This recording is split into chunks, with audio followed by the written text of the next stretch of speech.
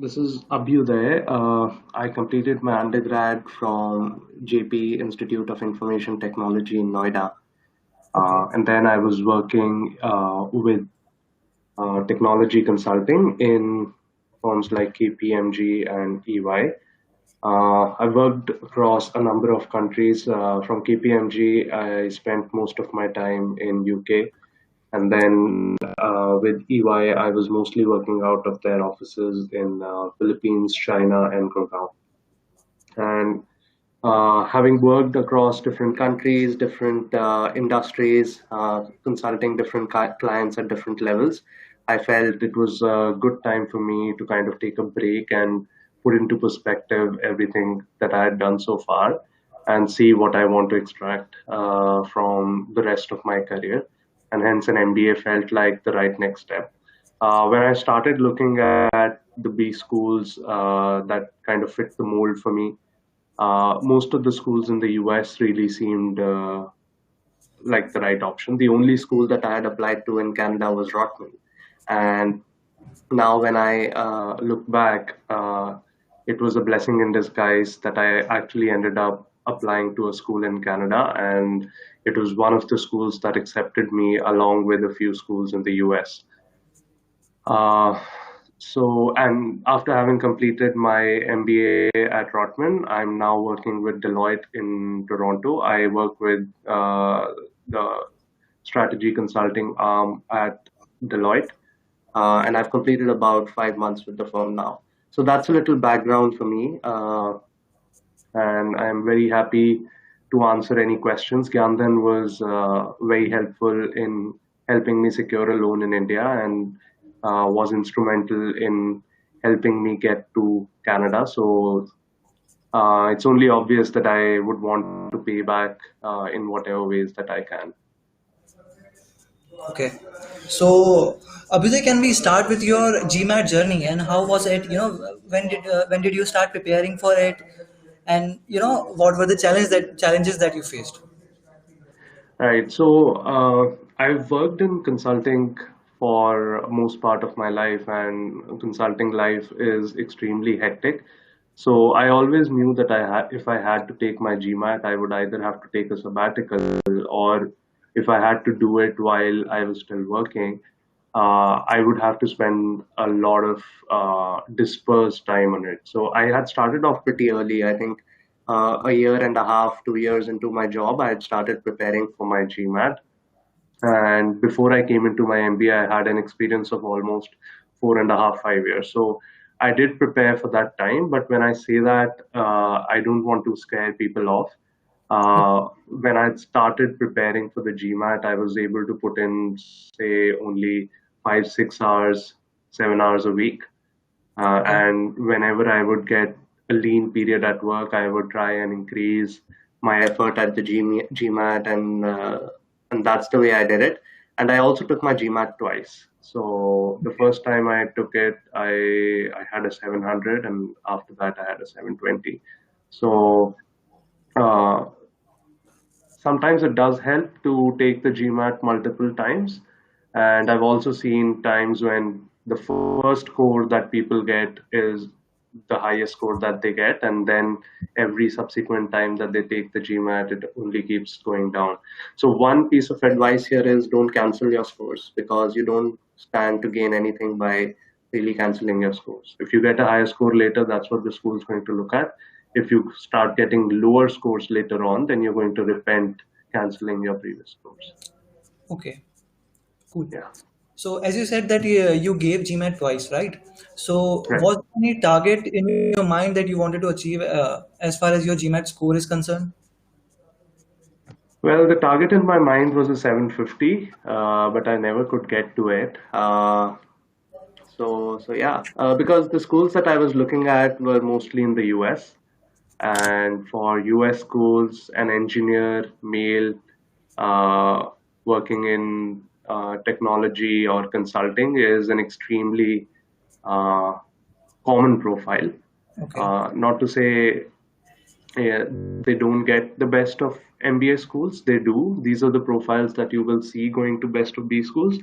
But then again, There are a lot of people with such a profile applying to such schools, and the way these schools recruit students is a criteria for them is to also look at diversity. So Okay. if suppose a big B school in the United States who recruits say 60, 70 people from India, they are not going to get everyone who's an engineer. So they would maybe want to get 10, 15 engineers and then 10, 15 people who spent their time in commerce or are chartered accountants and 10, 15 people who spent their time doing something else. For example, spent their time in HR or uh, even doctors do MBAs these days.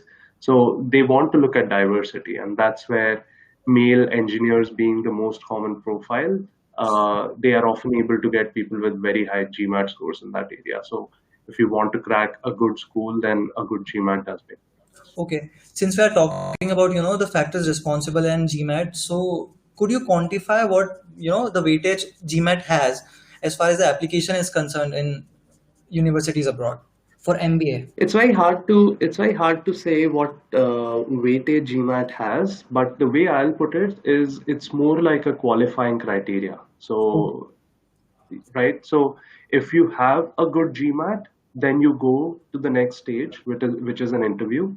But if you do not have a great GMAT, so they'll either look at the GMAT or they'll look at your profile and try to see what different are you bringing to the school.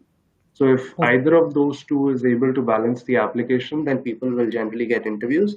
But if both of those are weak, then you don't even get an interview. And if you don't get an interview, going past is difficult. Having said that, a GMAT generally gets you an interview, and thereon the weightage of the GMAT is very low. So Okay. it can be that someone who's got a 760, 770 GMAT also gets an interview, and somebody who's got a 710, 720 also gets an interview. And then Okay. after the interview, the guy who had a 710 gets an offer, and the guy who had a 760 could not, because in the interview they were not able to impress the committee. All right. Yeah. So as far as MBA is concerned, there is a confusion that it's a fact actually that universities also accept GRE scores. All right.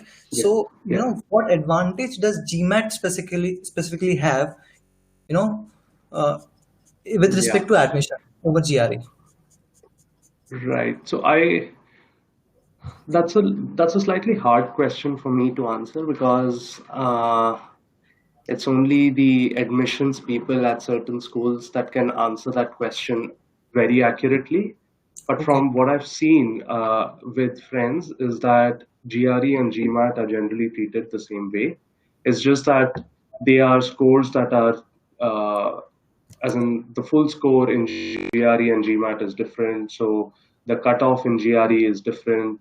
A score that's considered good in GRE is different from what's considered good in GMAT. People who are have a mathematical bent of mind, like engineers, who Okay. are mostly left-brained, are they generally find GRE to be easier than GMAT because GMAT has a lot of weightage on the English section, and GRE has a lot of weightage on the quantitative section. So as Indians, as engineers, we generally tend to knock the quantitative part out of the park, but the English is where most people struggle, and a low score in English can really pull your overall GMAT score down.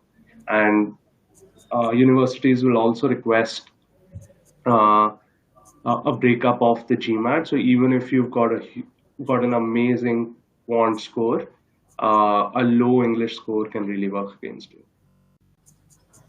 Okay. All right. So, was there a best time in your mind that you wanted to give your GMAT, and how many months did you prepare for? You said that you were only giving 6 to 7 hours a week. So, Yeah. how long did you give in terms of months? Uh, well, 6 to 7 hours a week, I would have given for about 4 months, 4 to 5 months, I would say. But that's generally on the higher side. People mostly prepare for GMAT for 2 to 3 months. They put in more number of hours per week than I did. but they will generally prepare for 2 to 3 months and then give it. So when I was giving my mock tests, once I started getting scores in a good range, I gave it then.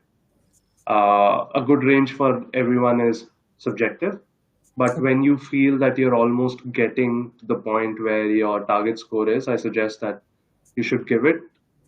There's no point over preparing for the GMAT because after a certain point, it becomes the learning curve is almost flat and you don't see a lot of improvements. And eventually, I've seen that some people over prepare and their scores actually start going down.